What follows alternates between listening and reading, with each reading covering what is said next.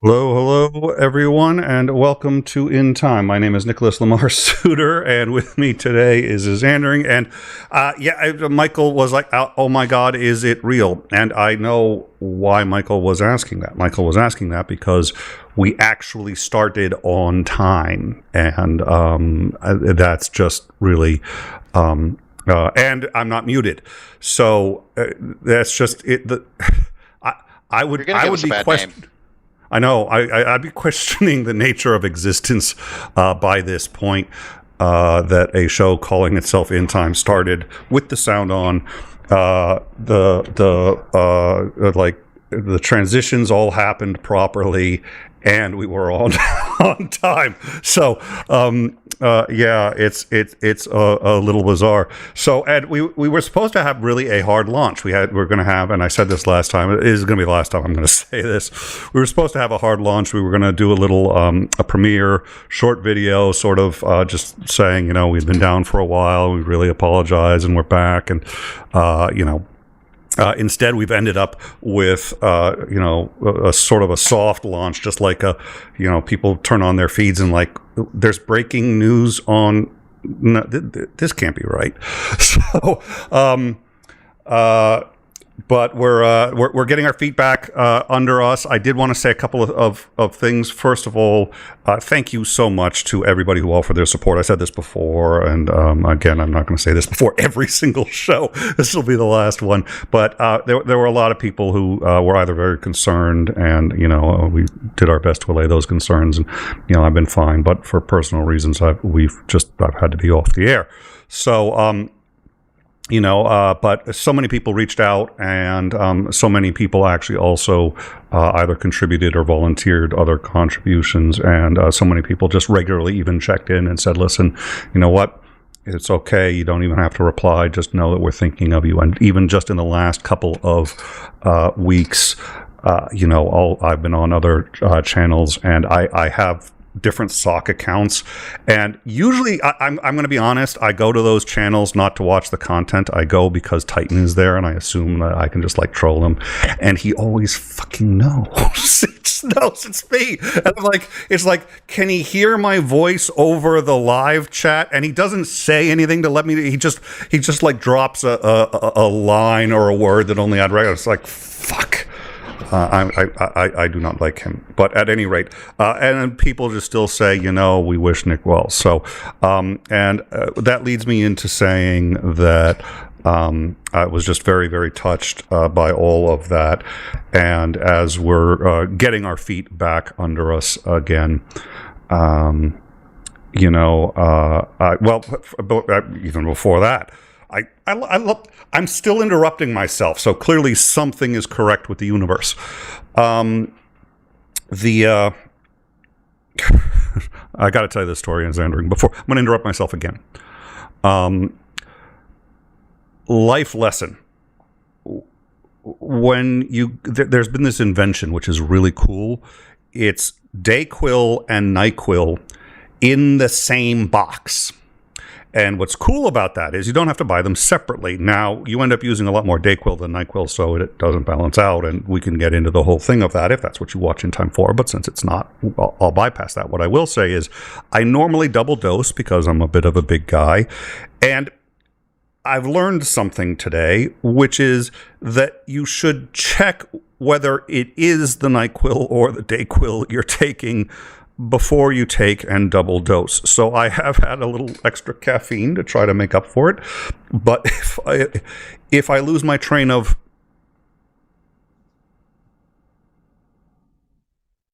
What was I saying? You were just talking about how wonderful your co-hosts are. Oh, that doesn't sound like me. I know okay. It's probably the drugs you took. How did you know I took drugs? Wait a minute. What's going on? By the way, shouldn't I hit the live button soon? When do we air? When do we start?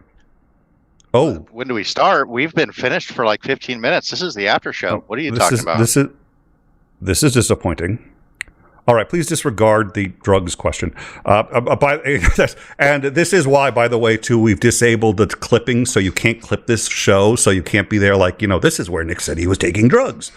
So, well, actually, I believe I'm the one that actually said drugs. I mean, you said both NyQuil and DayQuil, and yeah. Shit. Welcome back. It really is in time. So, I had a chance to reflect on what made this show original, and I was kind of curious as to why so many people were, staying with it and hitting up with me, and I really appreciate it. And I think it's a couple of things. First of all, we really do work together. Those of you on the Discord, which is back up, we do the news together. We put the shows together, all together. We do something that, to the best of my knowledge, no other YouTube channel does in the way we do two things that I'm very, very proud of, and I've had a chance to reflect on, and then I'm going to shut the fuck up. Well, that's unlikely, but at any rate. One of them is in the way we do breaking news, the Prigozhin thing. It's like Prigozhin invades Russia, and we were covering it for 6 hours before Reuters or Associated Press even mentioned it. And it takes a lot of work for that, and I do 5 to 10% of that work.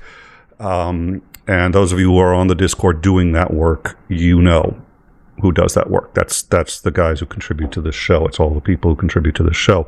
But right now, we repeatedly, 4 or 5 times a year, get ahead of. And for the Prigozhin one, people said, you're lying, you're making this up. We're like, oh, we're tracking him. We're like, here he is. We know he's in this town. Oh, here are pictures of him waving. He's in this town. And people are like, you're lying. I was like, no.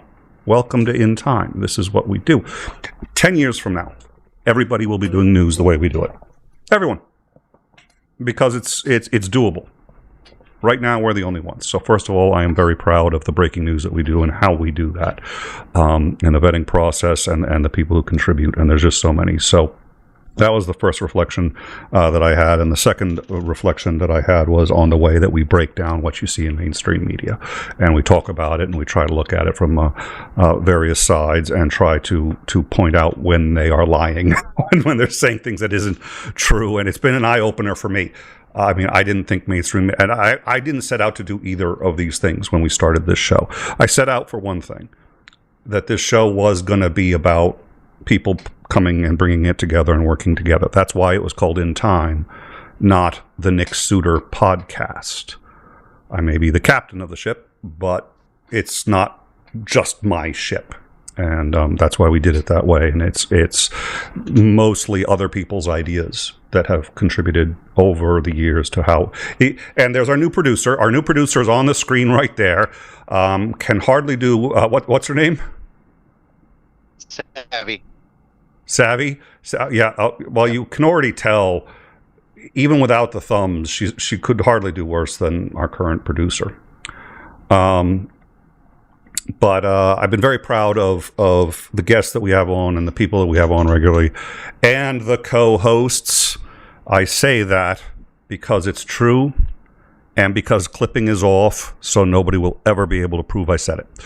The large cash sum that I sent over might have had something to do with that comment as well. It did. I was going to have the good sense not to mention it, but since you did, it was in the right ballpark. I appreciate it. It was timely. So, anyways, I wanted to sort of thank everyone and let everyone know we're getting our feet again back under us. We are the Discord is up and running. We are doing our news as normal. We are up for breaking news. The last shows we were supposed to have was 2 separate interviews with Lieutenant General. It turns out he's a general.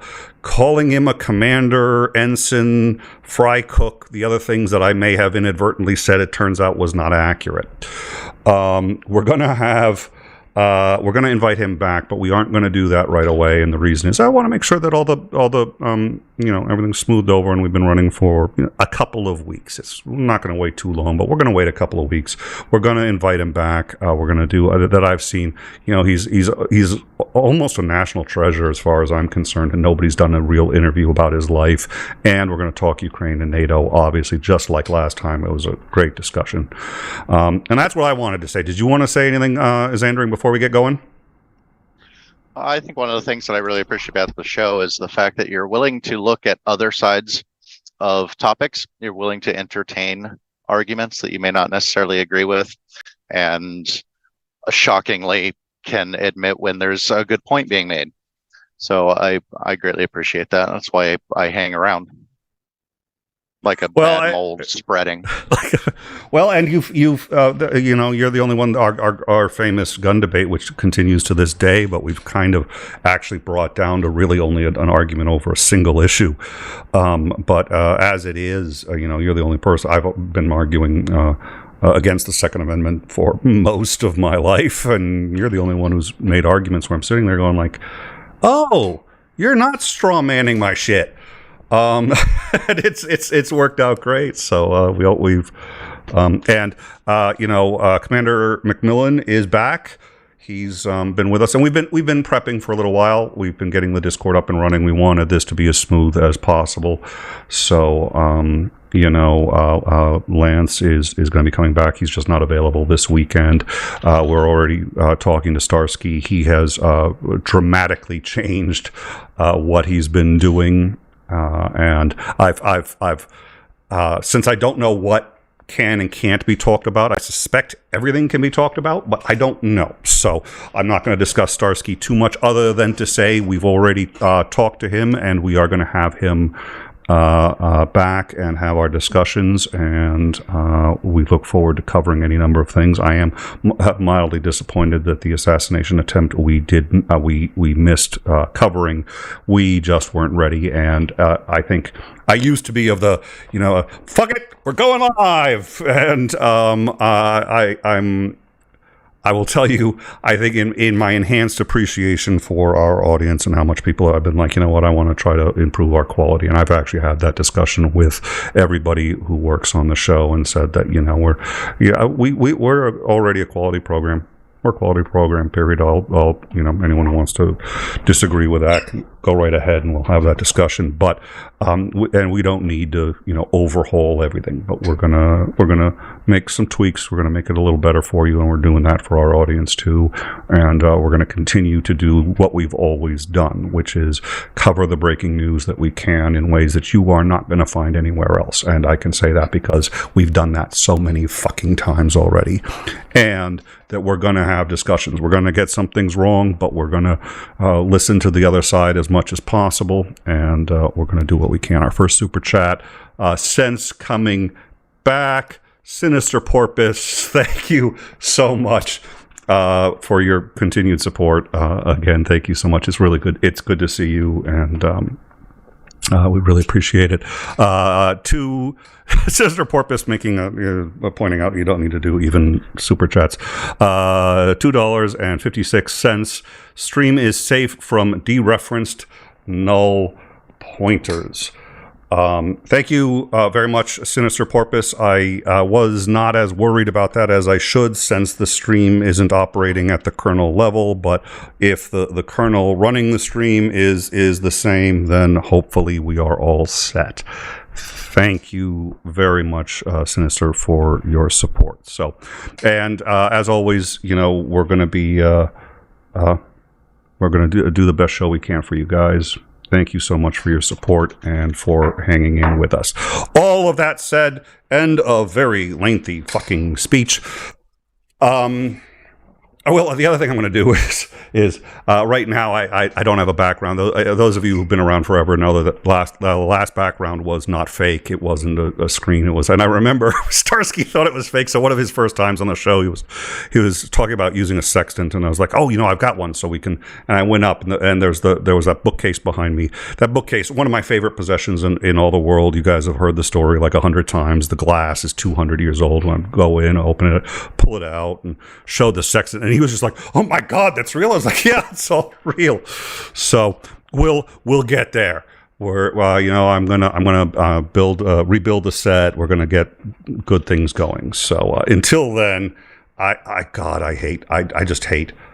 I hate you're stuck with it. Nothing we can do. So I thought I did really good on my green screen background. Yeah, that's anybody with half a brain can tell that is not a green screen background. But yeah. I to tell you the truth, I like the I actually like being able to see where you're going. I still think you, and I've been watching your you trying to have conversations with your dog, and I don't know about economics, in fact, on your channel, and I'm not sure if they're funny or concerning. I'm also not entirely sure who knows more about economics, you or Savvy. But anybody who wants to go to to Isandring's channel and see if they can figure that mystery out, let me know. All right. At least she humors me. She's like, you peon, you have no idea the simplicity of your mindset according to economics. Yes, if you only knew the problems in Keynesian economics. That's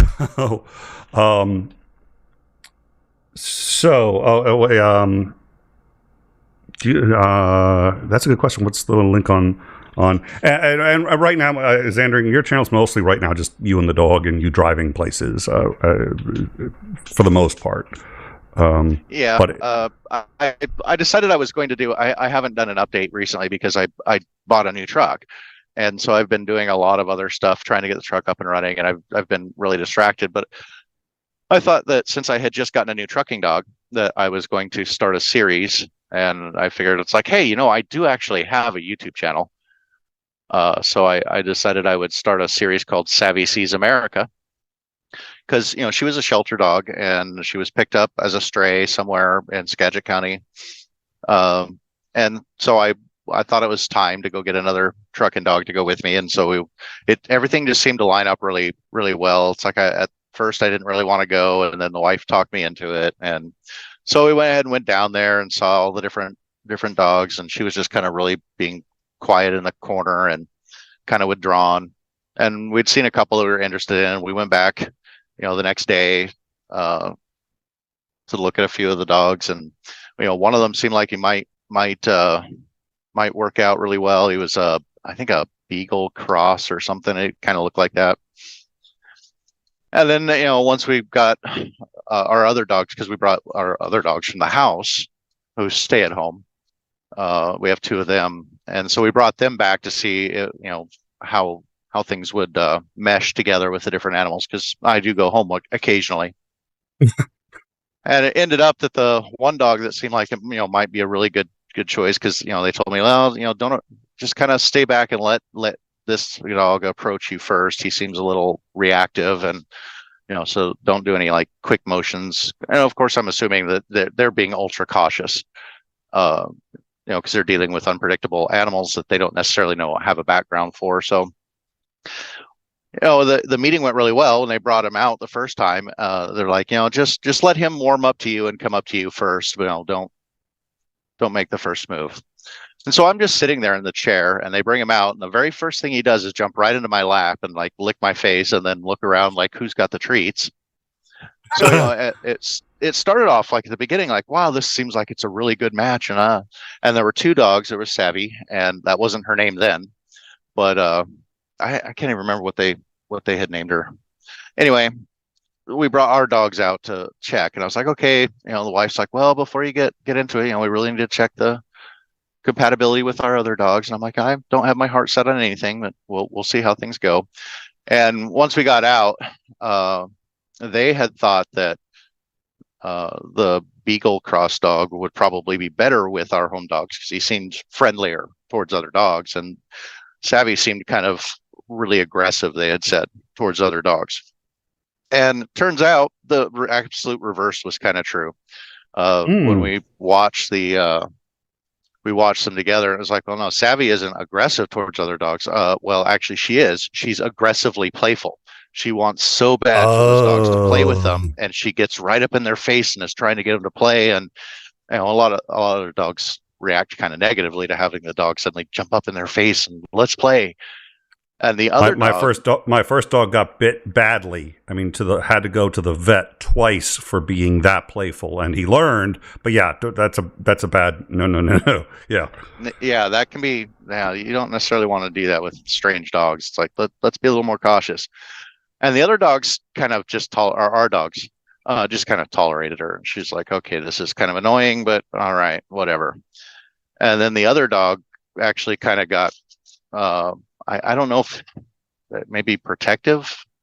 I'm not entirely sure what his thought process was, but he got very aggressive towards the other dogs whenever they got close to any person. And so, yeah, and our other dogs reacted pretty negatively. So we're like, okay, well, I guess our minds made up. We had narrowed it down to 2 dogs. This dog, seems to work really well. And so I picked her up and she went in the truck that night with me. And we went on our first run, and I kind of felt bad for doing this to her because the truck that I was in, my old truck, did not have working air conditioning. The entire HVAC system had gone down in that truck, and it was going to be several $1,000s to get it up, because the system itself essentially needed to be rebuilt and several things replaced. And so I did not want to spend that kind of money on a truck that I was actively trying to trade in. So there was some very uncomfortable months. And so when we set out on our first little trip, it was pretty hot. So we had to go down to California. We were hauling some batteries out of California out to Texas at the time. So yeah, it was pretty hot, and I kind of felt bad that I had to give her lots of water, hose her down a couple of times, because temperatures were in those 90-degree, going out across the Mojave Desert at crack 100. Jeez. And that's what the temperature is inside the truck. And so I'm like, well, I'm really hot. She's got to be really hot. And so I'm sorry, this is your introduction, but she loved going places and seeing Welcome things. to the road. Yeah. So she, I just decided, hey, she hasn't gotten to see the country yet. My old trucking dog, he had a little T-shirt that says, "I've pooped in these states," and I had been able to check off every state but Hawaii. So my previous trucking dog had been to 49 of the 50 states and been to about half of Canada. So I decided I would start a little series of just shorts, less than a minute, of just little blurbs of her seeing, playing, going to different places. And of course, when I started that, I kind of got stuck in the Southwest. I was doing several of the different battery loads, and so yeah, we didn't go a whole lot of places for those first few ones. It's like, oh, we're back in California. Well, here we are in California. I know I said you were going to see America, but we're just going to stick with California, right? How's that? Well, then I got buying a new semi truck is somewhat close to trying to buy a new house, and the paperwork and it took a lot longer than I thought it was. It wasn't like going in and buying a car where you could do it in an afternoon if you actually had all your paperwork together. This actually took a bit longer, and it ended up being a pretty positive experience. I was very happy with the loan lady that was looking for securing the financing, and I thought she did a pretty dang good job and got a pretty good deal for. I didn't want to buy a truck right now because interest rates are, especially for used equipment, are through the roof, and it's not a good time to be trying to buy equipment, but I needed it. My other truck had several problems that I did not want to invest money in fixing because I was going to trade it off. It had over 1 million miles on it. It had 1.2 million miles on that truck when I traded it in. So I lost I was trying to do at least one short every week for her, and I still have a few short videos that I could upload, and I just got sidetracked. So and then I've been just enjoying the new truck where like everything works. And you can say maybe I'm stepping a little bit closer to that fully liberal side. I mean, I made sure that the truck that I bought had a battery powered APU so that the truck doesn't have to idle for air conditioning. I can shut it off and not be polluting. How much NyQuil did I take? Did I just you bought it battery? Yeah. Did I hear that? You did. Although tomorrow I'm going to deny that this conversation ever took place, and then really it makes you question here. And I can't clip it. Fuck. I've been hoisted by my own petard. Oh shit. Oh. So yeah, it's been really nice. I mean, the truck wasn't brand new, but it was only a year old. It had 113,000 miles on it when I bought it, and I've got which by my math is that's a little less than 1.2 million. That's just amazing. A little bit. at some point we'll have to talk again. And then we had our show. We had our show that was actually a really great show about John Oliver, him talking about the trucking industry and the amount of shit that I've learned from you, including like just how much it costs to stop at the gas station. But at some point we're going to have to, because there's actually a lot of interesting stuff that I've learned from you about how all that works, and just, you know, the trying to get from A to Z, all the laws in between, it's utterly insane.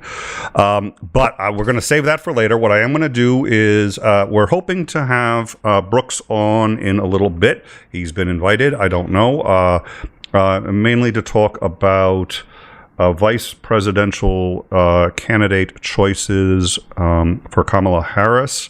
So I did want to ask you, Isandring, what do you think about what's going on? We've now had Biden has dropped out.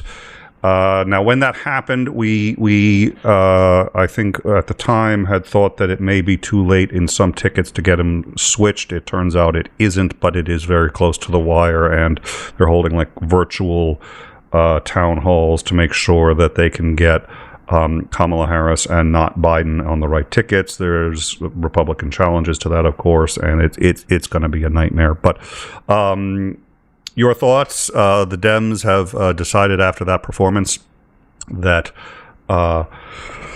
they're going to replace their candidate with Kamala Harris. What do you think? I think they didn't.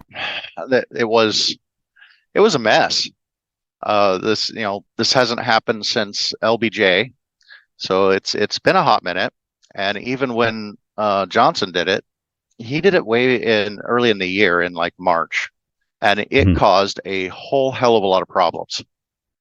I've been recently acquainted with near history about what actually went down, and the mess that the Democratic convention was that year. And so I'm hoping maybe they learn something from that, and they can go, hey, let's try and make this a little bit less chaotic, and it still seems very chaotic. So I was surprised. Well, at first I was surprised that Biden was going to run for re-election anyway. One of the things that was talked about in the 2020 lead up was, he was planning on being just a one-term president, and he was just trying to get, Biden, or I'm going to swap names around. He's just trying to keep Trump from being reelected, because, that was going to be a disaster, and probably would have been. So he was just trying to step in and put some normalcy back in, and it would allow the Democratic Party to kind of cultivate some other better candidates, possibly some younger candidates, get some fresh blood in, and that didn't seem to actually happen. And then he said, no, I am going to run for re-election, and I was surprised at that. It's like, I'm not sure if that was such a wise idea. And then things were just cruising along merrily, and then all of a sudden, after of course, the right was talking about how unfit they thought Biden was, and the cognitive problems they thought he was having. And so it just thought, okay, well, this is how it's going to go. I'm a little worried how this is going to turn out, but okay, here we go. Let's strap in. And then he had that debate, and I'm like, okay, this is not shaping up to be really great. It's like, I don't want either of these two people to be, for the record, I don't want either of them to be president. But one of them is going to be, realistically. So I was like, this is a difficult one. And then that disaster of a debate happened, and I was like, okay, well, I don't think people can really deny that Biden is having some issues. He's struggling a bit, and this is not going to help. And I don't know whether I should be happy or mad about that, because again, I don't want either of them to be president. I'm stuck in this horrible position of, it's like, I can't vote for either of them. Trump has done way too many things that are an anathema to what I believe in, for me to be able to support him. And I don't like the generalized platform of what Biden wants to do. So I'm just like, I don't know what to do. And then this pops up, and I'm like, well, this has just gotten incredibly interesting. I want to see how this goes. We have a candidate that could not win a primary, tried, failed, and from all accounts, from all polling and questionnaires that I've seen, would not now be able to win a primary if a genuine primary was held, is now going to be the actual nominee for president and is going to run a general election. The Dems made it clear, and you could tell by the way they did this, which was, they already had the Clintons lined up, which means they had the entire DNC lined up. So when she came out, they just said, this is who we're supporting. That means all the superdelegates are there. Every delegate they can talk to is already, and she's like in a record number, got the right number of delegates. I think it took her 14 days to get enough delegates to be the nominee. And it's like, they're like, yeah, we're not voting. Democracy is going out the window on this one. We are choosing the candidate from the Democratic Party for you. It's Kamala Harris. Well, and here's the interesting thing kind of about that, because the right hand side of the aisle has definitely been making a lot of hay about, the party that is talking about, well, we need to save our democracy by throwing the democratic process right out the window. We're just going to tell you who your candidate for president is going to be. You don't get to choose anymore. I mean, we know you voted for Biden. Well, too bad. And at first I was like, well, yeah, that does seem a bit of a contradiction and maybe a bit of a problem. But then I kind of looked into how the Democratic Party chooses candidates anyway. And I'm like, well, you've never had a democratic process for choosing your candidates. That's just not how your system was set up. It was always set up for the delegates. The delegates would be the ones who would choose the candidate. Now, they generally, they sign good faith pledges that they would, unless there was some moral reason or some strong objection to the candidate that's being voted for, that they would follow along with what people voted for and say, okay, we'll go ahead and throw our support behind the candidate that wins the most votes. But they did have that clause that would allow them to change their vote if they just decided, yeah, this is not a thing that's going to happen. I can't support this, and they could vote for whoever they wanted to. Well, and I want to add to the superdelegates who can vote for whoever they want. They're not pledged to anyone anyway. And this is the first time that in order to address the problems that you're talking about, some of the problems you're talking about, and to make it more democratic and more fair, this is the first year that the superdelegates couldn't actually vote in the first round. They could still vote in the other round. So I have no idea, since nobody's going to get elected in the first round. I was like, I don't know what that does. But what I love is this is their first time. This is their first time apparently making an attempt to make it more democratic. And on the first year where the superdelegates can't vote, at least on the first round, they're like, oh, the superdelegates can't vote in the first round? Well, then we'd better just choose. Oh, for fuck's sake. It has been a bit of chaotic mess, and I mean, it's like, well, at least it won't be dull. I hate to sound so flippant about something that's actually kind of important, and it bothers me a little bit that it is this important. It's like I've never really made a secret of. I think that the federal government has way too much power, and it's way overstepped its bounds, and I think that it should have less power. I don't think that the phrase, this is the most important federal election of our lifetime, should be a thing. They've just, if that's true, then I think that the federal government has way too much power to influence the individual's lives, and it was never intended to be that. But my own personal biases aside, at least it will be interesting. I have a feeling that this has brought in, I've heard a lot more people talking about the election and the things that are going on than I normally do. The trucking industry leans heavily conservative anyway, but just the number of people that I've heard talking about the election has gone up than in previous years. It seems like everybody's talking about the different things that are going on, and holy crap, are there some weird ideas floating around out there. But anything that gets more people involved, I think is a good thing. I think that's... I should qualify that, because I'm actually kind of sympathetic to restricting voting to specific people, but that's a big, long conversation that needs a little bit more. I think there's nuance there. Yeah, well, yes, there's a lot of nuance there. It's been floated. I had a buddy of mine who was like, I think you have to have an IQ of 110 or more to vote. And I'm sitting there going, first of all, I would never support IQ for voting, but if I was, I'd be like 80 or less or something. You can't go that hard. I do want to also, we got a reminder, and this is very important. Super chats today.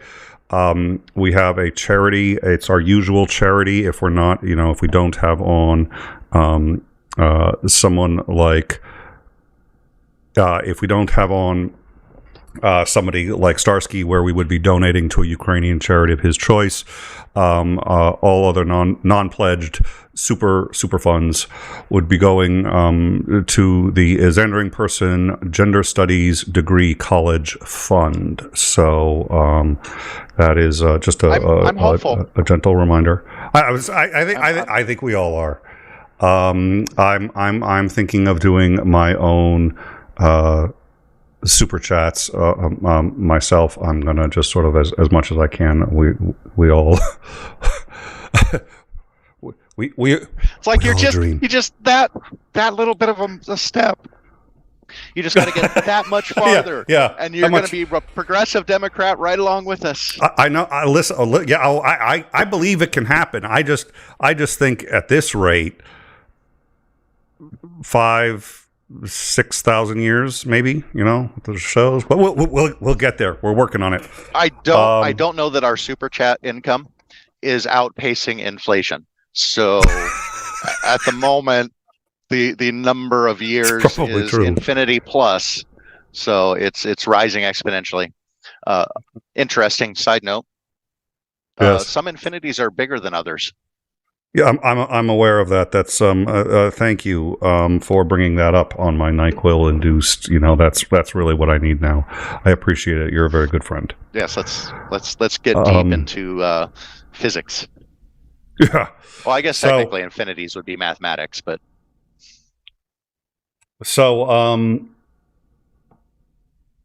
where you see this is why I had to warn everybody. It's just like, and I normally I completely sidetracked you with that mind blowing. Yeah, you did. Some infinities are bigger than others.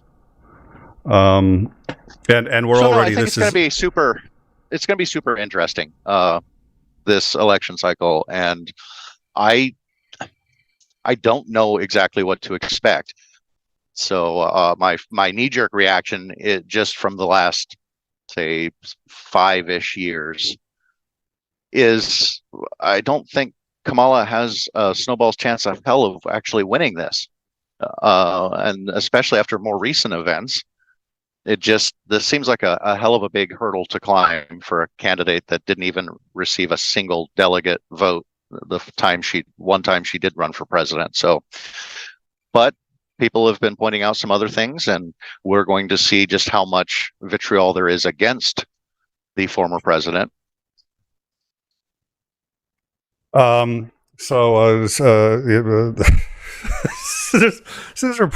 Sister Porpoise. Okay. I'm just changing. Oh dear Lord. I can't see the chat. I'm so sad because I'm driving down the road, so I don't have it's a super. I'm going to let you know. I'm going to let you know. It's not worried about infinities. Sinister Porpoise 256. Thank you again, Sinister, for your support. We really do appreciate it. Thank you. Not worried about infinities when 1 × 1 = 1 is still debated. And the reason I laughed was I was actually thinking that it was the question of does 0.99999 repeating equal 1? Another debate topic that I really have no interest in. I'm going to disagree. The actual definition of agnostic versus atheist. You know exactly the direction I've been headed in. Yeah, I'm not interested in that topic either. I'm tired. Okay, fine, you're right. Nobody cares. Let's move on.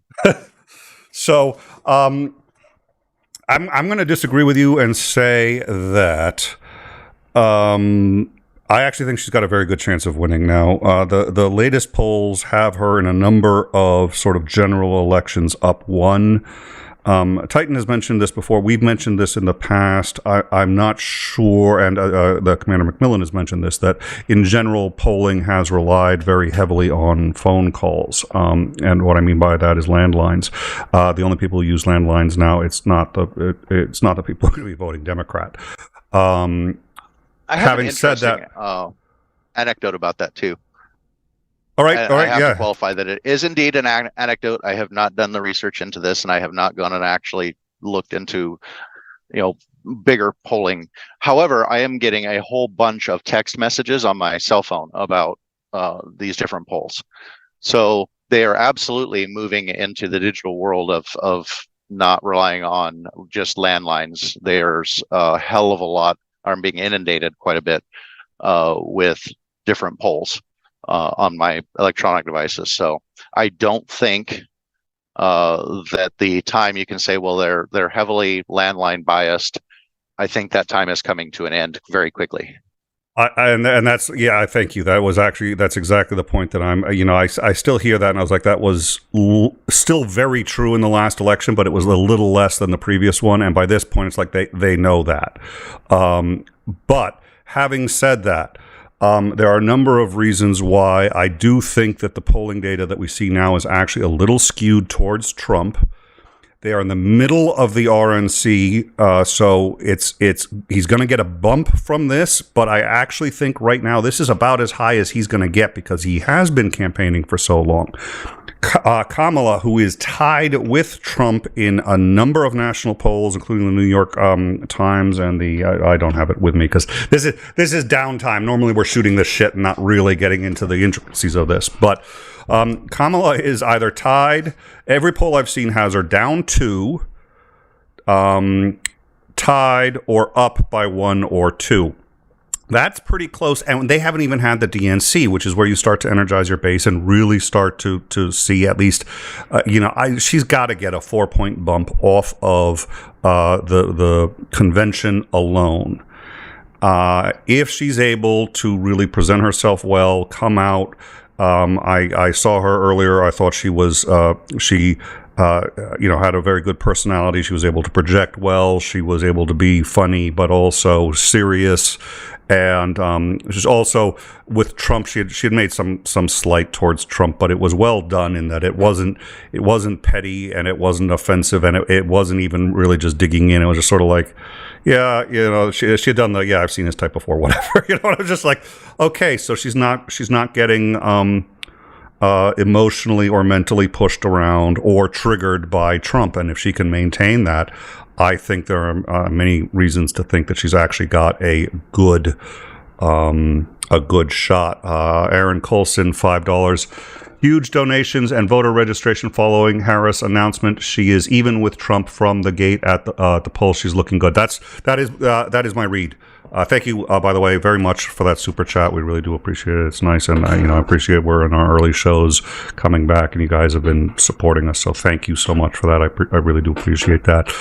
That's my read. She's. I mean, the reason I gave the -2 to the +1 or 2 is because I think when you're looking at for the real political wonks, you do start to get interested, despite the fact that that's basically within the margin of error for any poll. When you aggregate them, that's one of the reasons I like to go to 538, and you start to break down the data. You try to look at those trends, and from what I can tell. And most of these are polls that were 6-day polls. There are a couple of issues with the 6-day polls. We don't know the effects of, I think Isandring, what you were alluding to is Trump's going to get a boost from the assassination attempt, which, by the way, is not, we're discussing that in terms of just what we know is going to happen in terms of political science, not in terms of, that obviously was not, that's what's going to happen. Nobody should ever have taken any shots at anybody. That happened. He's going to get a bump from that, and it is going to energize some people. I think that's what you were alluding to earlier. Is that correct? Yeah, yes, that is, which is why I didn't say it outright, but yeah. Well, yeah, I know that's, and another reason why, by the way, and I've said this before. Welcome back to In Time, folks. I'm going to say it again. We get demonetized all the time. We get demonetized for if there are certain words that you say, we get demonetized. 50% of our shows have always been demonetized. When we start talking about Ukraine, when we start showing images from Ukraine, we get demonetized. Demonetized, demonetized, demonetized. What that just means really is we're not making any ad revenue. Sometimes the ad revenue is not a lot. Sometimes it's actually quite significant, and there are channels that make a lot through the ad revenue. We make half at a minimum because half our shows. I've been demonetized just because of the title of the show. So the super chats really do help. Thank you so much for those, and you can also join us on the Patreon. Well, we're going to revamp the Patreon too. That hasn't been updated in so that still has some of from like our steampunk days. Those of you who were back that when we had the steampunk design, which was gorgeous design, but you know the Patreon still kind of reflects that. So we're gonna get on that. But so thank you again for that super chat. And yes, I am inclined to agree. Right now, from everything that I can tell. And you have to be aware that these are 6-day polls. So the assassination, we don't know we know what's going to happen as a result of the assassination attempt, which is it's gonna get up support. It would happen on any candidate at any level. So that's we just don't know how much. We also know that Kamala's going to get a 4-point bump at a minimum from the Democratic convention. And there's a couple of other I don't know. So, yeah, there's going to be a lot to talk about. And somebody mentioned this earlier, too. You know, thank you for going over the specifics. We should at some point, I think that's a great idea. We should, we do usually cover these shows, and then we do go over the specifics so you can sit there and say, this is how. I mean, one of my favorites was when we sat there and said, basically, nobody in the live chat has ever voted for president. We actually did have one who had voted for president. I almost voted for president once. Almost. Still a sore spot for me, but and we had to go into the delegates and the whole 9 yards, and I think that's didn't have to. No, that's what we do. This is an educational program. So for those of you who were here for my super fans, super fans, only fans, wrong channel. Titan will drop that in the Discord, but this is the educational program. The OnlyFans one, basically, I start naked, and they pay. The more money they pay, the more clothes I put on, and usually I make a couple grand in about 10 or 15 minutes. So, I keep saying I'm going to do that. But I was thinking about starting an OnlyFans just for Savvy, because I figured she's got to rake in some cash, and there's nothing for her really to take off except her harness, and I guess maybe her. Anyway, well, that's a way side topic. I did qualify, my knee-jerk reaction to all of this. I have spent a little bit of time swimming around in some of the more liberal ponds, just to kind of see what are you talking about? What's going on over here? Yeah. And there is a lot of, because I thought, again, my first knee-jerk reaction is, oh my God, this is a shit show. How could they have blundered this badly? It's like they've just handed the presidency to Trump. I can't believe this. So, swimming around over there in some of those lefty ponds, and, there's a lot of glow up of Kamala going on. They're starting to say, no, look, actually, she's done this and this and this, and this. She's not as bad as a lot of people have made her out to be. I know she hasn't done a lot of significant stuff yet, but it's like, hey, this is going to be our candidate, and we need to get centered around this, and we need to move on, because with the Marmalade Mussolini is somebody that needs to be defeated in the ballot box. So it's shifted my perception a little bit to maybe consider, hey, this might not have been as bad as it could have been, because there was a bit of a lackluster support for Joe Biden, at least that I could see. People were, I hate to broadly, this is a very, very broad stroke. So if you don't fall into this camp, every time somebody says this on this show, it's like demonetized in 3, 2. All right. Yes. Let's hear the broad strokes. Yeah. There just seemed to be a very much apathy towards Joe Biden. It wasn't that they wanted Joe Biden as their president. It was that they didn't want Trump as their president. So that, there seemed to be a lot more apathy about it. The more of a just grit your teeth and go forward and vote for Biden. This seems to have energized people. It seems to have gotten them a little bit more interested. That seems, it's shaken things up. It doesn't feel the same anymore.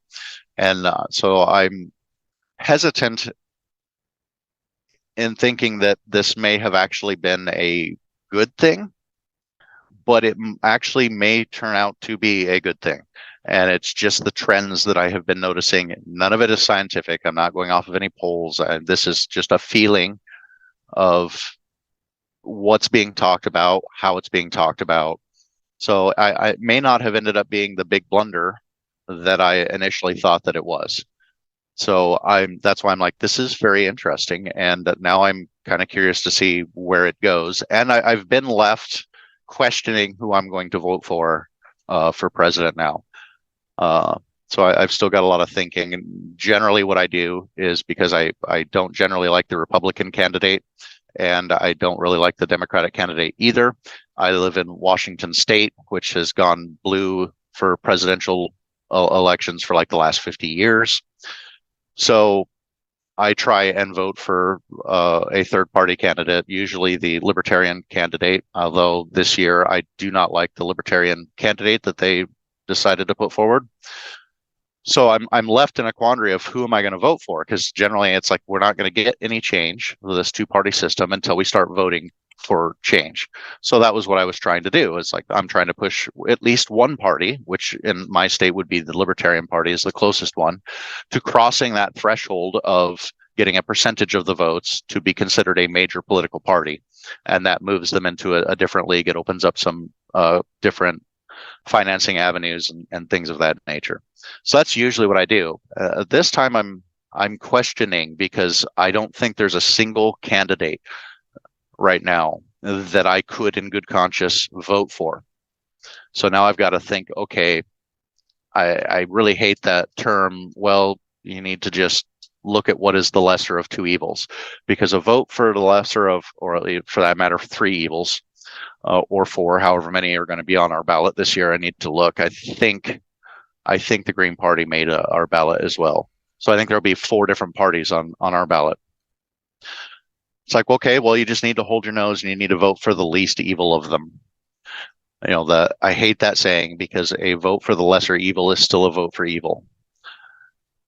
So I have to do some. I just laugh because that's one of my favorite lines in The Witcher. But anyway, sorry. Please continue. I can't remember where I heard that, but I do remember hearing that somewhere, and I'm like, you know what? That's absolute.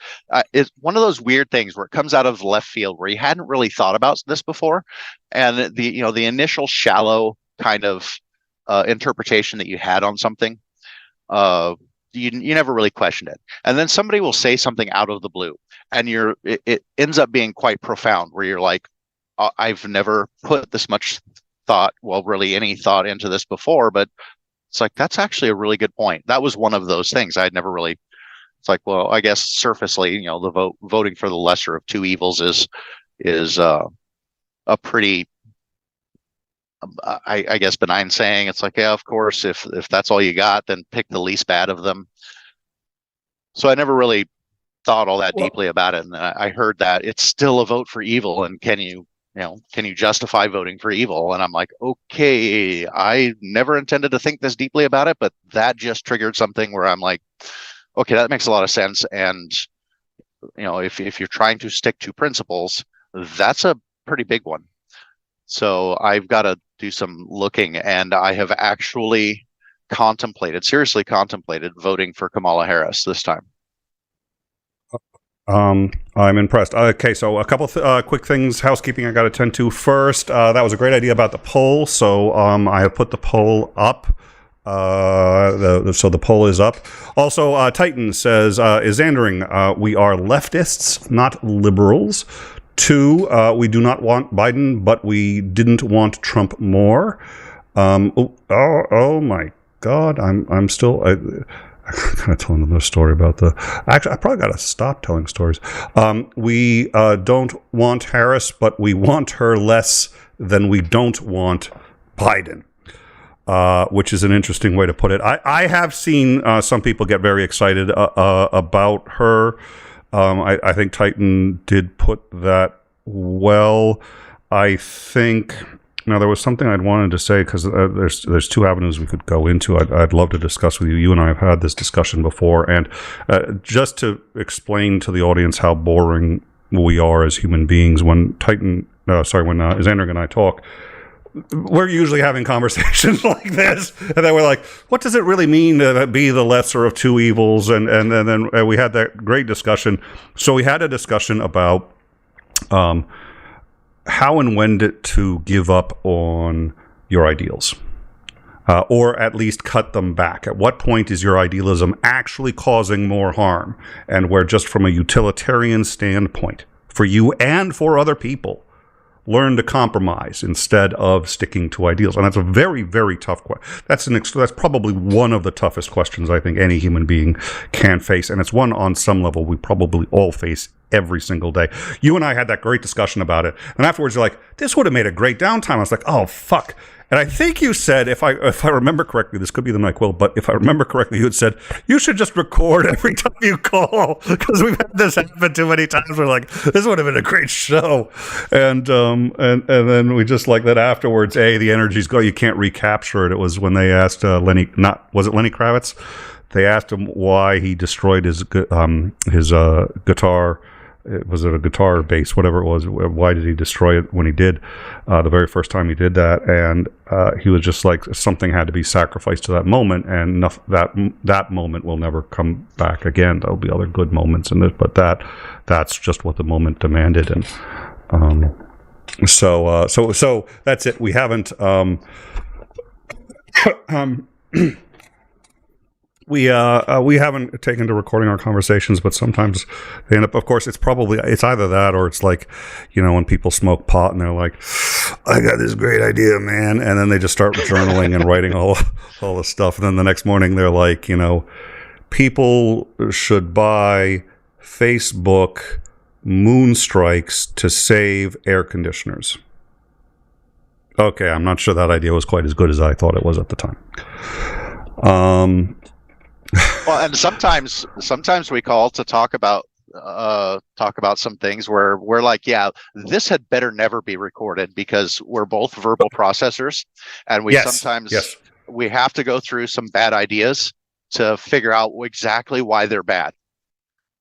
And so we can make some arguments for some pretty atrocious things, going, okay, I feel this is really bad, and on the surface everybody's like, oh, of course this is really bad. But I want to know exactly why this is bad, and really dig into being able to defend that this is bad from anybody. And so when you do some of those things, I'm like, or you're trying to formulate an idea, and so you have to kind of go through the gambit of where you could stand on this idea. And so yeah, sometimes you can end up in some pretty cringy areas where you're just like, God, I hope nobody ever hears these words leave my mouth, because I don't actually mean them, but I've got to go through them. I've got to process this through and make sure that I've got everything set in my mind. And that could, if somebody accidentally overheard that without the context of knowing exactly what's going on, I mean, you could just devastate your reputation for something like that. And it's sad that I personally feel that it is sad that can happen. But people taking things out of context all of the time just because they don't like something happens a lot. And I think that it has led to a bit of the death of the deeper thinking and the deeper discussions about why some things are good or bad. Okay, I think you just hit two different areas that are both fascinating for me. One is heuristics and shortcuts. So, when what's his name? Oh my God, did the first Cosmos series. Carl Sagan. Sagan, thank you. Stood in front of the New York Public Library, said, okay, there's 4 million books behind me. if you were to try to read each one and assuming just, nothing but reading, eating, sleeping, bodily functions, that's it, it would take you 20,000 years to read every single one. You can't do that. So you're going to have to figure out how you're going to cut the list down to which ones are going to be the most important for you and most effective. And we use heuristics. Of course, we judge a book by its cover. You have to judge books by its cover because there are too many books. But having said that, you also have to be willing to change and say, wow, that cover really sucked, but that book, that doesn't define it. So you have to realize it's a heuristic, not the reality. And then so we spend all this time trying to figure out how do we get between the most, and our brains are designed to do this on some level. They're designed for efficiency, not accuracy. How can I have the best shot at getting a passable and good answer in the shortest period of time? So I think that leads to a lot of what you're talking about taking things out of context. And also then it's easier and more fun. Hatred is fun. Hatred is fun. Since we're not, nobody can clip this. Hatred is fun. It necessarily is self-aggrandizing and says, I am better than that which I hate.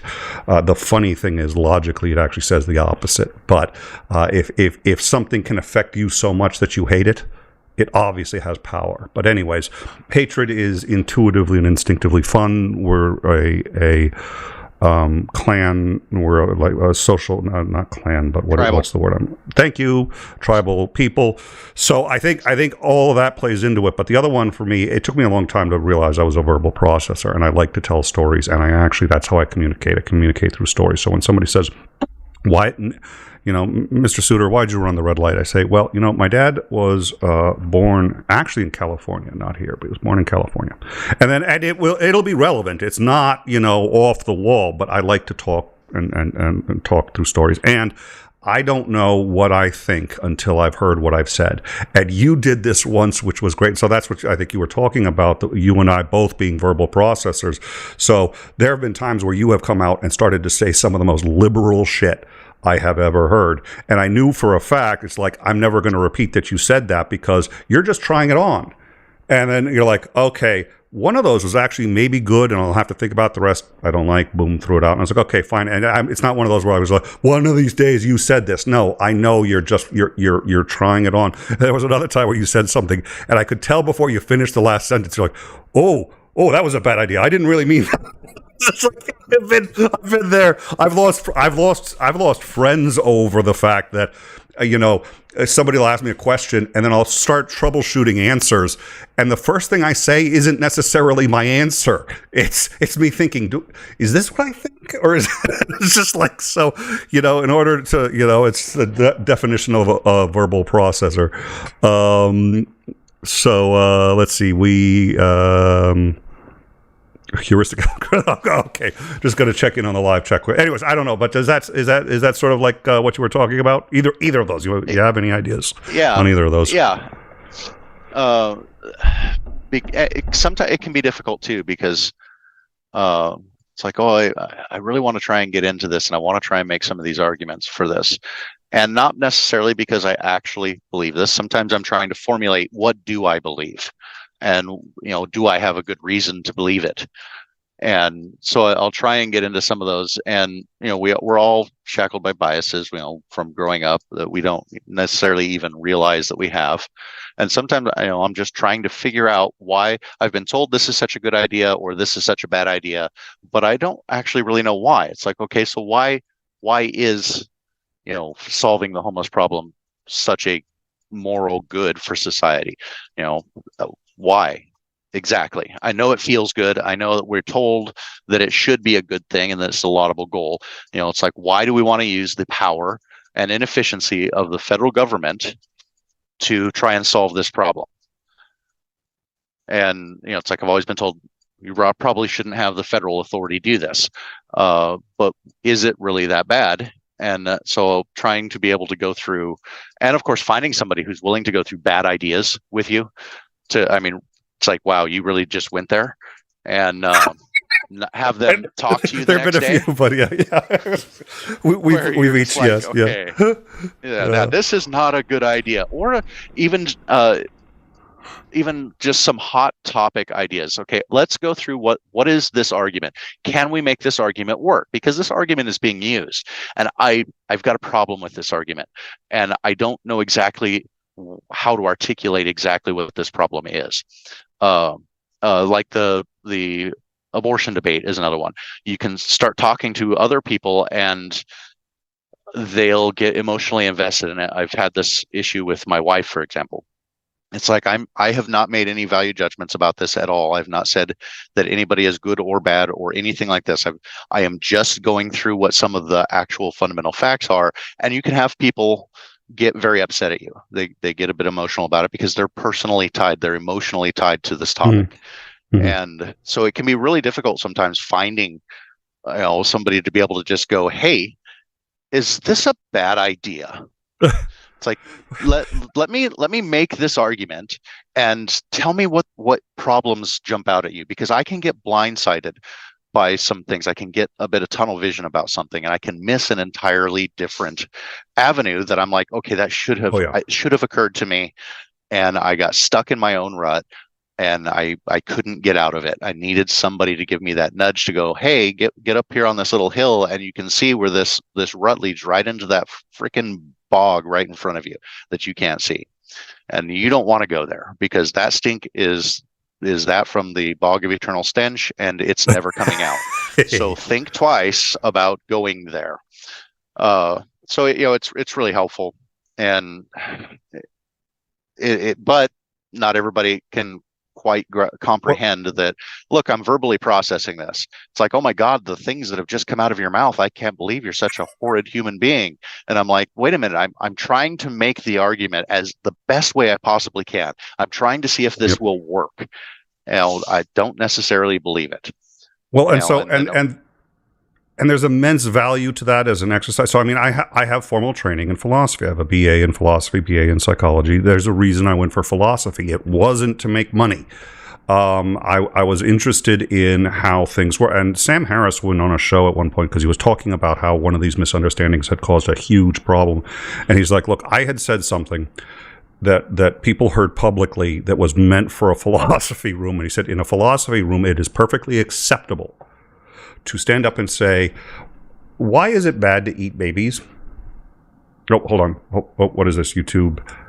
You have been pre-demonetized for the next 6 shows. Just because I asked about eating... Oh, dear Lord. At any rate, and philosophy types and people who are interested in abstract thinking and oftentimes verbal processors will sit there and say, let's ask that question to see what the rock bottom is, see what we can defend, how and why.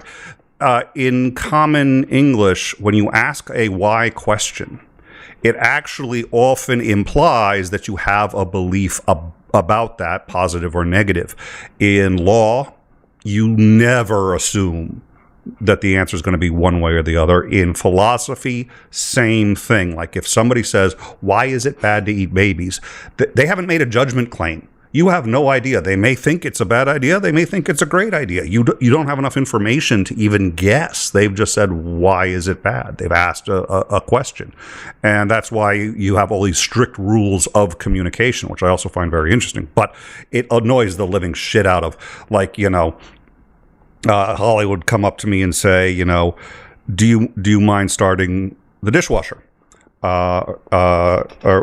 Well, how was this phrase? And I would always say no.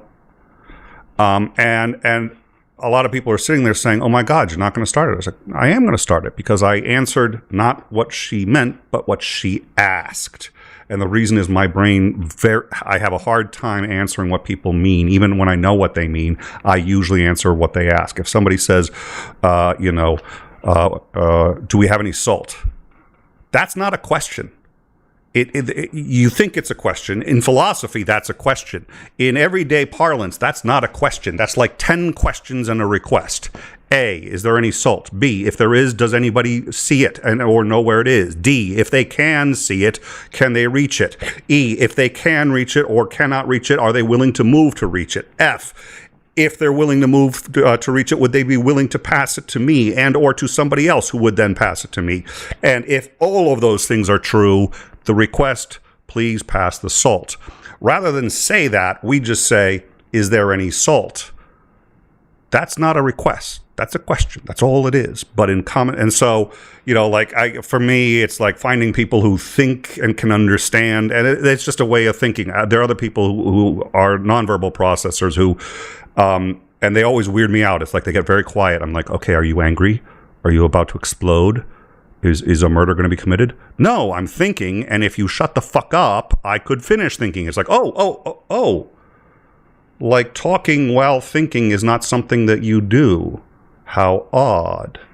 So it's just, oh my God, the doggy. You see, this is totally unfair because I don't have a dog. I'm going to have to get a competing animal, just to. Yeah, the load I'm hauling, utility cross arms that go, the power poles there, little power poles.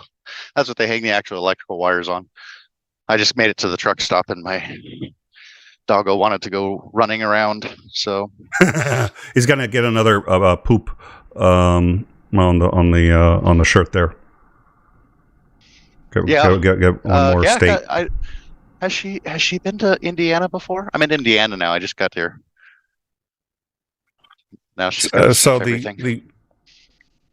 I forget why I was thinking about this. I was thinking about this earlier. Just there's been books on like a 10% difference, just the little tiny shifts. What if, one argument that I've made before is, one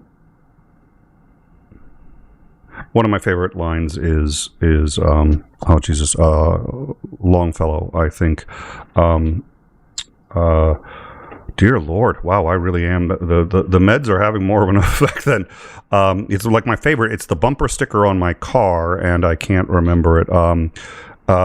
Something along the lines of, each of our enemies harbors enough secrets in their past that we would forgive. If we knew them, we would forgive all hostilities. Obviously, that's not true. There are sociopaths, psychopaths. But as a general principle, that is true. All of us lead difficult lives. All of us have had lives that have been profoundly joyous and profoundly sad at other times, and all of us have suffered unspeakable things. Unfortunately, that just seems to be the nature of the universe. If there is a God, he has seen fit to make sure that we all suffer a good deal a lot of the time, and we can take that suffering out on others, and that actually provides some catharsis, but it ends up just passing that pain on and on and on and on. And the extra 10% of trying to be a little nicer, a little kinder, if everybody did that, it would completely revolutionize the world. How to convince people to do that and talk about doing that, I don't know. I have a show on YouTube that's rarely airing when it's supposed to be, and I say it, so hopefully some people listen and it makes sense and they maybe tell someone. But it's one of those things where it's not as hard to do as people think. The effect is profound if enough people do it. And one of them is giving more charity when people talk. And if somebody says, that's not what I meant. Because that's the other one. It's like you say something and they say, oh my God, you mean this. No, that's not what I meant. Oh, well, of course it is. And it's like, well, if it was, I wouldn't. The obvious logic of if I had meant it that way, I would stand by it. I clearly misspoke. Otherwise, I wouldn't be objecting 2 seconds later. It's like before you made a counter argument. I think that we're fighting against biology too. Saying, the human species is a social animal, and we're very tribal. And again, your point of heuristics, our brains are not interested in what is. Our brains are interested in survival, just like every other living creature. And so the brain, trying to conserve energy, makes a lot of shortcuts. That's why optical illusions can fool us so much. Our brain simply makes a shortcut and goes, hey, this. And it's like, no, not really. And so if it has to actually engage and think about something for long periods of time, that consumes quite a lot of energy. The largest consumption of energy in our body is our brains. So, it's trying to conserve some energy. And the fact that it doesn't mind so much about being exactly correct or having all of the information. You see the grass rustle over there and the savannah, and it's like, no, I'm not talking to you, Savvy. It's like, well, that's either the wind or it's a lion, and I don't know which it is. Maybe we should, exert the scientific method and make a determination. Oh, you just got eaten. Yeah. So the brain doesn't care whether that's the wind or whether it's a lion. The fact that it could be a lion is enough, and it goes, oh, lion, run. So Well, our brain and the makes other a and the lot of other way around. shortcuts. Let me just quickly go to the other way to run the same thing, which is, if you decide to investigate and you find it's the wind, hey, great. If you decide to investigate and it's the lion, you're dead. But in all cases, if you run away, you survive. So nature selected for people who just assumed that it was a threat and ran away, instead of the people who had the courage to say, let's go investigate, because those people could only be wrong once. Yes. And then they're no longer there to be wrong again. So I think that we're running into that. And it's a really hard thing to overcome. They're like, hey, could we give people a little bit more charity? The world would be a lot better place. Everybody's busy, everybody's got lives, and everybody's dealing with their own shit in their own lives. And so the tendency for the brain to take shortcuts makes our lives a lot easier. And it requires a lot more effort. And some people just don't have the effort to give, and they just make their shortcuts. And some people aren't even aware they're doing it. So, because they haven't put forth the effort to and we don't teach it, to try and learn. Yeah, no, and we don't, which is one of the reasons why I have always maintained it's like we need to teach a hell of a lot more philosophy. Starting in kindergarten, you can teach philosophical principles, simple philosophical principles to, toddlers. And it should be a class that's taken every year, and the philosophy should be getting more and more complex as we grow up. That and teaching actual critical thinking skills. Don't tell somebody that, oh, abortion is wrong. Let's actually sit down and go over everything, and let's see what conclusions you can come to. And then when you start making these different conclusions, a good teacher is going to start challenging those things. Like, okay, well, you've come up with this idea on this topic, and did you think about this, or this? It's like, why did you come up with this? And I don't think that we do a good job of teaching that, and I think that we should. Neil deGrasse Tyson put that once beautifully. I saw an interview with him, and he was talking about how he raises his kids, and his eldest but was still a kid at the time, came up to him and said, "Dad," and he said, "Yes." He said, "I think that maybe you're Santa, and that Santa isn't real." And Neil deGrasse Tyson turns to him and says, "Really? Well, if that's what you think, if you think there's a possibility of that, what would you do to try to figure out, one way or the other, whether you're right or whether you're wrong?" I don't know if having Neil deGrasse Tyson as a dad would like make me smarter or drive me into an insane asylum. It's just like, can you just answer the fucking question? But on the flip side, it's like, how amazing is that? And he said his kids just said, well, I could stay up all night, or I could, set a trap, or I could, and he said he is watching his son work out the logic of, he's got a question, Daddy ain't going to answer it, figure it out. Is Santa real? It's like, wow. I thought I was, yeah. Yeah, I just, because I know the schooling that I mostly remember is from Wyoming, and they were probably 10 years behind the rest of the country in most things. Like we barely had a computer lab, and the computers were pretty old and things like that. But we never had a philosophy class. Mm-hmm. We never had a critical thinking class. Yeah. We had, in our science classes, we did have, okay, let's apply the scientific method. We're making an observation. We're going to form a hypothesis. We're going to test that hypothesis. But that was never expanded out into how should you be thinking about things? How do we go about discovering what's true? It just, this is what we do in science. Yeah. And so it kind of got left at science, and it's like, no, this actually applies in regular life too. So I very much think that we should be teaching a hell of a lot more philosophy. I want to address levels. I want to address one excellent point brought up in the chat, which is, well, there's always a bad apple that ruins it. Actually, there's at least 10% bad apples in terms of if you start talking about psychopaths, sociopaths, so on and so forth. So that's a lot of bad apples, actually. And those are the worst apples, actually. So there's like a whole bunch of really terrible apples, and then there's maybe 25% bad apples on top of that, and then you start getting into the... So how the hell do you deal with that? And here's an interesting thing that I do another quote. One of my favorite quotes from Martin Luther King Jr. The arc of history is long, but it bends towards justice. On any given day, what's the expression? Crooks get rich, saints get shot, and God don't answer prayers a lot. On any given day, if you just look, there's about as much good happening as there is bad. And on any given day, any given Sunday, you see as much misery and people starving to death in Africa as you see, us going to the moon or doing other things.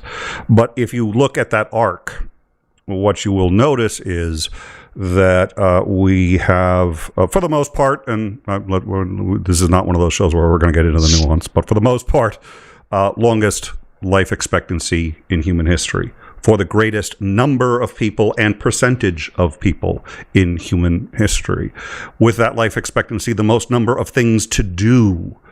You can surf the internets, you can play, video games, you can vote for people who are not Donald Trump. There's so much you can do, and because we're the most adaptable creature on the planet, we sit here and say to ourselves, God, I'm bored. God, it's a sucky time to live. It's like you want to go back to using a chamber pot and, average life expectancy of 34, which was about 200 years ago. And so we may not always appreciate it. I don't know what to do about the bad apples. I don't have an answer to that, except that somehow historically we seem to have worked together better than not. Not by a lot. Not by a lot. We've had a lot of wars. We've done a lot of terrible things to each other. Not by a lot. There seems to be almost a cosmic constant of, so far, 50.01% more good than bad. And after 100,000 years of the human race, here we are at the best time it's ever been by almost any metric you can use. We may end ourselves with nuclear weapons. I'm not saying that this is going to project to the future and means that everything's hunky-dory. And there's so many battles to fight everywhere, every day. And for me, I can't fight the first battle unless I get my grande mochaccino latte. It's just like, how spoiled am I? But I'll take it, and then I'll go out and I'll fight those battles.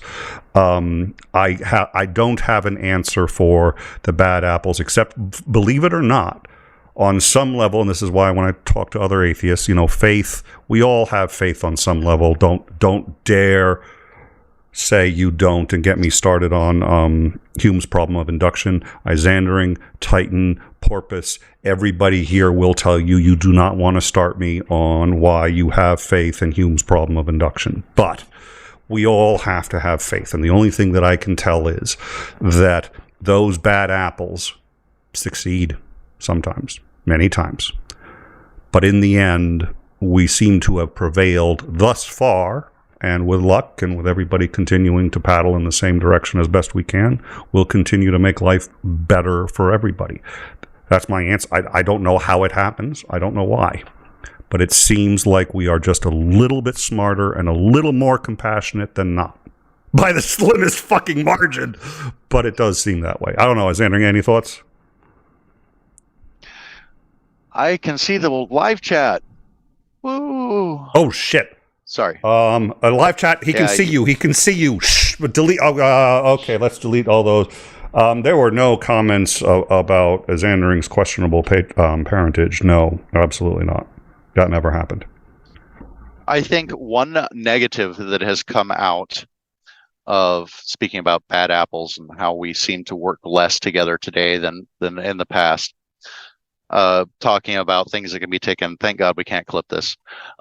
Things that can be taken out of context. Yeah. A negative. I shouldn't say a bad thing. A negative in that very narrow scope of do we work better together now or in the past. We have largely removed ourselves from natural selection pressures.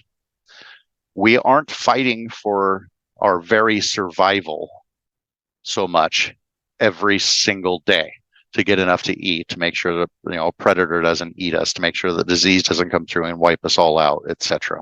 Natural disaster doesn't kill us all. So that has freed up a lot of our once consumed resources. Staying alive is now free, and that has led to a plethora of positive good things. One negative thing is that we're feeling that time. We have the time to be, we have the convenience to be mean to each other because we aren't as reliant on our tribes for our basic survival as we once were. And so we're free to pursue a lot of other things, and we're also free to not say, hey, I don't like this thing that you said, therefore I'm not going to deal with you anymore. I'm cutting you out of my life because you're just a toxic person. Yeah, we're not limited to. We're not limited to. Yeah, and more pastimes, not in the last century or so. Well, maybe the end of the century or the beginning of the century. Last century, I should say, not the 2000s or 2000s. We kind of had to put up with a lot more from each other. We had to understand each other. We had to give allowances because we needed some of these people. We couldn't just cut them out. It's like, yeah, but he's the best spear fisherman in the entire village. We can't just ostracize him and kick him out of the community. We would struggle next year when it comes to getting enough food to last through the winter or whatever it is. It's like, we just we'll talk to him. We'll do some censure. There's some internal things that we can do to try and help with his behavioral issues, but we kind of have to suck up some of that and just deal with it because, we're more concerned about surviving than whether this particular person thinks that, the power of the state should be used to do this or that. So we've got the convenience of a lot more free time, a lot less effort and resources are spent on simple survival, so we put up with less too. But we also got there. I mean, you had made a really interesting observation.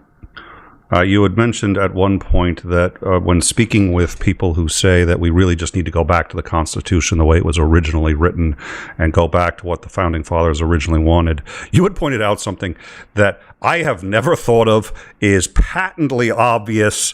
And this is one of those examples of those moments where you're like, whoa, why did I not think about this? Holy shit. And you say this, and I imagine you're not popular amongst conservatives when you say this, but you say, well, we could do that, but if we did that, we'd end up here.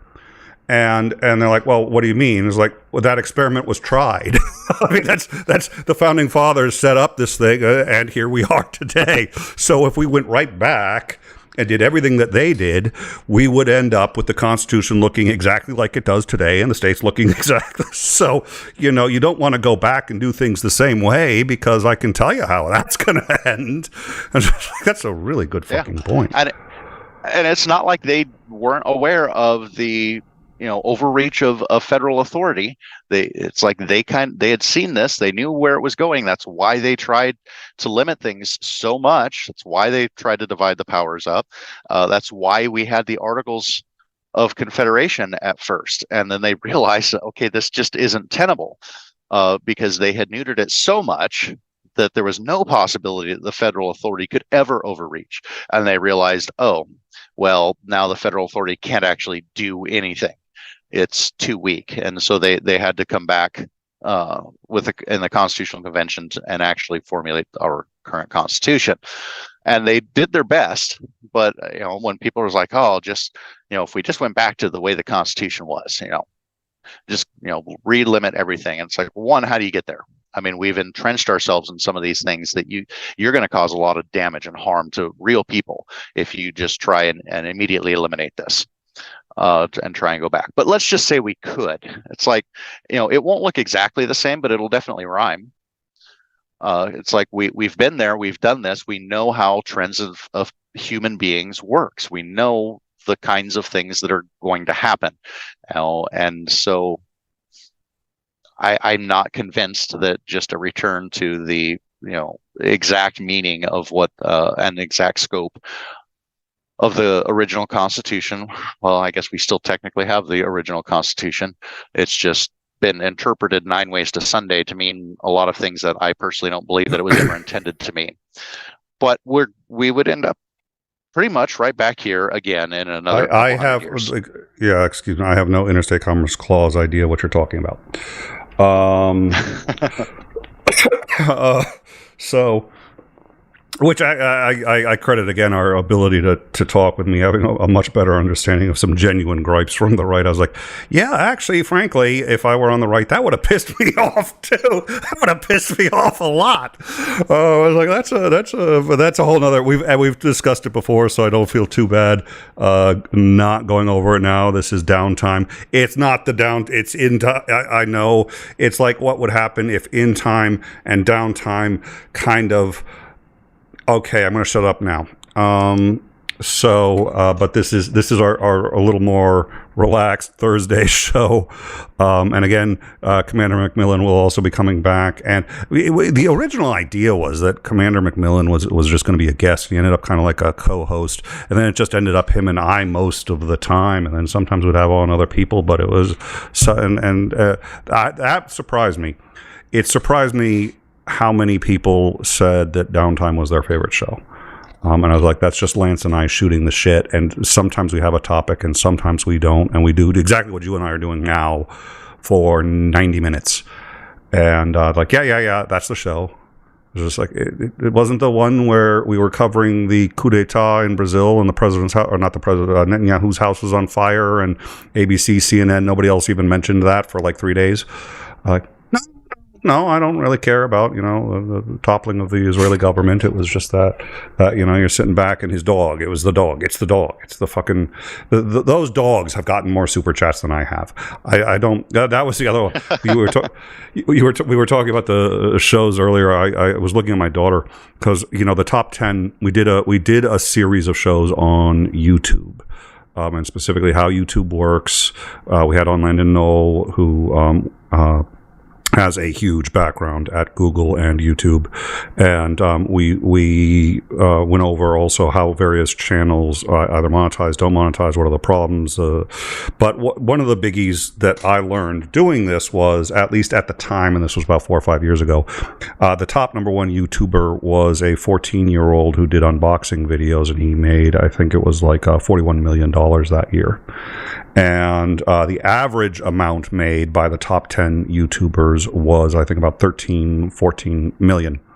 And of the top 10, 8 were unboxing channels. And so I'm sitting there going, okay, I'm researching political candidates. I'm friggin' like trying to figure out who's going to win what election, who's running for who's telling the truth, who's lying, when I could just take a camera on my daughter's birthday, aim it at her, and make $1 million. That's apparently what I'm hearing. I'm like, my kids really should be pulling their weight. Okay, daddy's tired. Okay, I have to deal with this orange tangerine who thinks he's God's gift to absolutely everything, and is barely tolerated by the people even closest to him, who are there basically only because they realize that it's an opportunity for them, as long as he's an idiot, and since he is, yay them. Anyways, I'm not bitter at all about the fact that basically 14-year-olds are making millions of dollars. I don't even know how we got you had said something about YouTube. We should pass a law. They don't pay their fair share to the rest of the YouTubers that are struggling with better content. I love it. That's it. We've succeeded. Project Isandring liberal has. I know we're going to get into an argument about liberal, but it's the project has worked. The eagle has landed. The eagle is home. I agree. Talking about, but only so long as I'm on. Yeah. Talking about like leftist versus liberal. It's like there's a couple of very far left like podcasts I listen to, like very far left. Citations needed. I suddenly just forgot their names. And one of them I can almost always remember because he has a really unusual name. Why can't I remember the name? Nima Shirazi, and the other guy, Adam Johnson, I think, has such a normal name that I always forget his name. They are like self-described like communists outright. Like, we are so far left of Marx, you wouldn't even. And I listened to their podcast, and I find their podcast very interesting because they do some pretty interesting things. Like the last two, they did a two-parter on blame shifting, how companies have more or less shifted the blame for things like the dangers of their products onto consumers, and how employers have shifted the blame of workplace injuries onto their workers.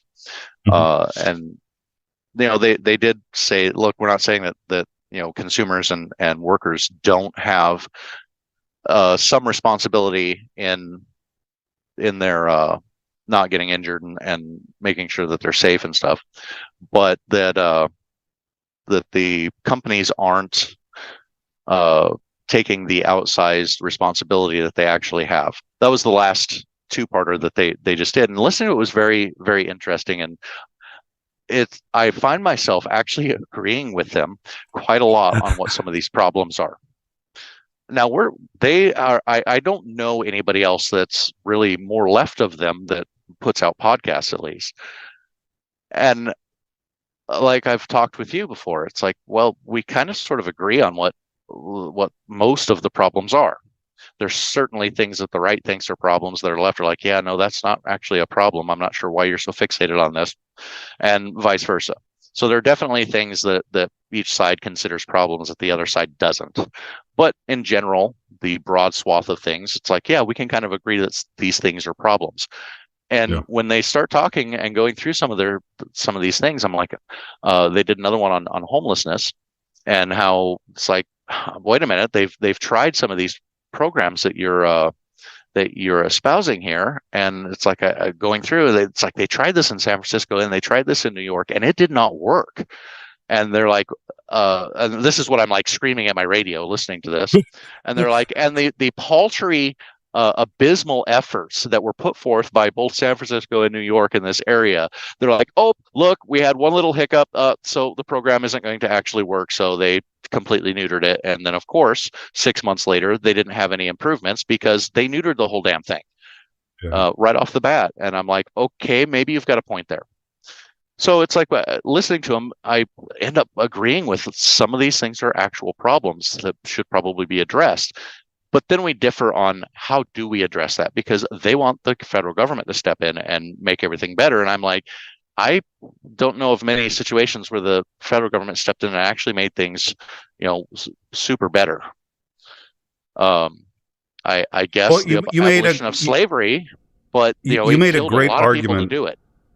You made a great argument to me once about how, like, okay, we could not eliminate any program from the federal government, but instead have the vast majority of them run by the state. So you have the same programs. It's not that you're against the programs. It's that you're against them being run by a congressman who lives in, or a senator who lives in Washington and doesn't know the name of the local grocer, doesn't know what the real problems are, doesn't know how to fix them, and they just slap on the same solution. So to have all the same programs, hypothetically the same spending will ignore the fact that the budget is its own separate issue. But have it done, the argument that you were making was have the decisions about how it's done made locally, not at the federal level, which took me a while to understand the distinction between saying, the federal government shouldn't be doing that, and saying it shouldn't be done. Yeah. There's quite a lot of things that I'm like, I don't want the federal government doing this. And they're like, oh, so you're against welfare. It's like, I never said I was against welfare. I'm against the federal government doing it. And there are some decent arguments for why the federal government could possibly get involved in some of this. But I'm like, I still don't want the federal government being in control of any of this stuff. And it's like, I don't think that we're getting good results for the resources that are being extracted to try and do it. This is horribly inefficient. So there's lots of things that I'd like to see happen, and I'd rather that it was the states doing it, not that, and the fact that you have a heck of a lot more control over your states. And usually the biggest rebuttal to that I get is like, oh great, so we're going to have some states in the Bible Belt that are just going to become Christo-fascist states, and then you're going to have some areas where freedom actually reigns. And I'm like, except that the Constitution does actually lay out that it shall guarantee for all of its citizens a democratic form of government. So I don't know how a Christo-fascist state is going to develop when that is something that's actually the federal government is actually empowered to do. So that's still one of my concerns. But yes, yeah. But yeah, I'm one of the people who does have that concern. But you also do bring up a very good argument about. I mean, it gets back to God, it's a mess. I don't want to go too much further into the mess because the number of deep dives that we could go into, and I'm trying to remember the argument that you made that I like for. We're dusting off the surface of some very deep wells of discussion. Yeah, it's like, okay, we're making this out to be way more simple than it actually is. These are like soundbite type things that we're talking about, and they're like, well, there's actually some really bad problems with that. And it's like, yeah, but we don't want to spend the next 2 hours going into that well of information and nuance. Anybody that's trying to tell you that things are simple are not really looking at the real world. Yeah, Jesus, yeah. All right. Well, on that note, I think we should wrap it up. I think it's been a really good show. Thank you so much, Isandring, for coming. Thank you all for joining us. So many of you have come back and have been giving us good wishes, which I really appreciate. And again, our Discord is open. So for the most part, everything is back to really the way it was. We got to get our legs out under us. I will have to tell you, we use a complicated software called vMix. Why do we use it? Long story. Probably because I'm an arrogant SOB who doesn't like to change to simpler things. But at any rate, we kicked this machine on, started running it, no sound. And I'm like, this feels awfully familiar. And I was like, oh yeah, like 4 years ago when I first set this up, and it's been down so long, software updates, these original problems have all returned. I was just like, wow. So, you guys have all been patient. Oh yeah. Porpoise still for just like 1 second, Porpoise just had, and Porpoise is wrenched to shit. Okay, I've been asked to swear less. I'll have to work on that. Apparently the algorithm, yada yada yada. All right. So I wasn't gonna say anything. Talking about trying to do better, and you're like, behind the scenes, we're like, yeah. We have had some comments that the algorithm really doesn't like swearing, and I'm not telling you can't, but maybe we should try and make a concerted effort to just swear less. And then out of the gate, you dropped an F-bomb. And I'm like, okay, I'm not saying anything. I'm not saying anything. I'm not a good person. And I'm like, well, he's dropping F-bombs, so I can call it a shit show. Oh, you can't. I can't. There's nothing I can do.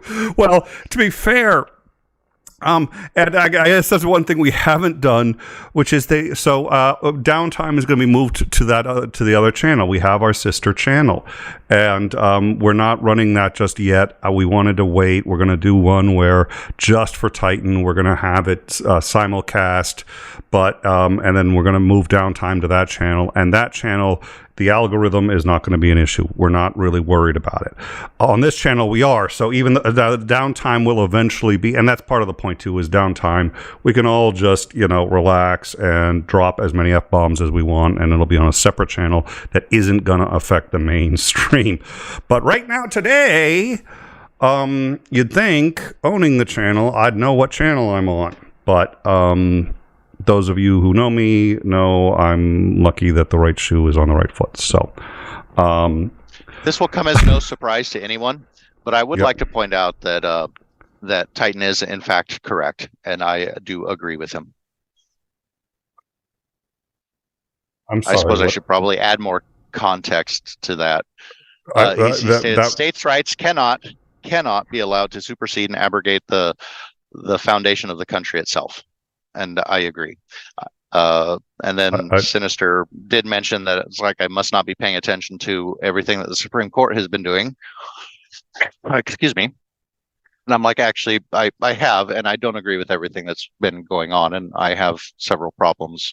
I wish that a lot of the things that the federal government does, I think, would be better done by the states. Okay, but not that there aren't issues today. Well, okay, but I do want to make clear. Did you just say Titan was right?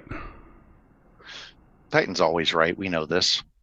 Yeah, well, and the other thing is, we have Titan fought just said and railed against that so long. we have. I think, well, you can't remember you talked about. You remember when you were talking about sometimes you get fatigued enough, and you've been fighting for certain things for so long, and you finally kind of just give up. It's just time we give up our fight against Titan not being correct. He just is. Well, what I prefer to just say is he's not wrong. And since I understand philosophy, I can say that he's not wrong. Just for those of you that says, I will get you back for the simulcast, Nick, that's not a joke. Is it a joke? He will. He ain't going to murder me. But he will. He's not kidding. He's going to get me for that. It's going to happen. I don't know how, but and he doesn't forget. He just doesn't. All right. Once again, you've all been immensely patient. We will be returning to sort of the regularly scheduled shows. I'd like to do a show on Mondays to cover last week, and we had just started doing that, and we were talking, do we do a show? You know what? Come join us on the Discord and have your say. Tell us how you want to do it and what you think is best. And we're all going to have this discussion. It is a delight to be back, mostly because of all of you people who have been so supportive. So thank you all very much. Thank you, Isandring, once again for joining us. Thank you. Oh my God, I was going to call her Shelly. Her name's not Shelly. Her name is your dorg. Her name is Savannah. Savannah. Thank you, Savannah, for joining us and providing all the Savvy for entertainment. Short. Savvy for short. I'm going to once again be supplanted by a dog. Everyone's going to be there like, well, we could listen to Nick talk, or we could watch a dog, go poop, and we all know what's going to be more enlightening. It's going to be the dog. So come now. I did avert the camera when she had to do her business, because I appreciate that. Not okay. I think YouTube has been trying, in my understanding, to find ways to retroactively demonetize you throughout history. So, and we are on that list. So, thank you all again, and we will be seeing you, barring any breaking news. We will be seeing you next week, and as I said, we'll be getting Starsky, Lance, and a whole bunch of others back on, and see you in the Discord. Thank you for joining us. What were you going to say? Something new. Something new. I don't. Yes. This is new. Okay, and we're just going to have to remember that this is new, and just remember it. I do have a channel, and if you want to see Savvy See America, you can go look at and watch the shorts. I think there's only 9 of them or 10 of them right now. But I do plan on putting up some more shorts of Savvy Seeing America. So if you want to see Savvy and conversations with Savvy, then you can go over to Isandring person and you can watch my interactions and Savvy's interactions with on the road. The economics on the difference between a pack of Skittles at a station on one side of a highway and another was actually really awesome. That dog really cared about that. Fuel. I thought you had. You're right. It was fuel. It was, but that dog was interested. That dog was listening. All right, and we're gonna have to make sure that that's in the. If that's not in the description, we'll get that in there. Thank you all very much, and we will see you very soon. Have a great.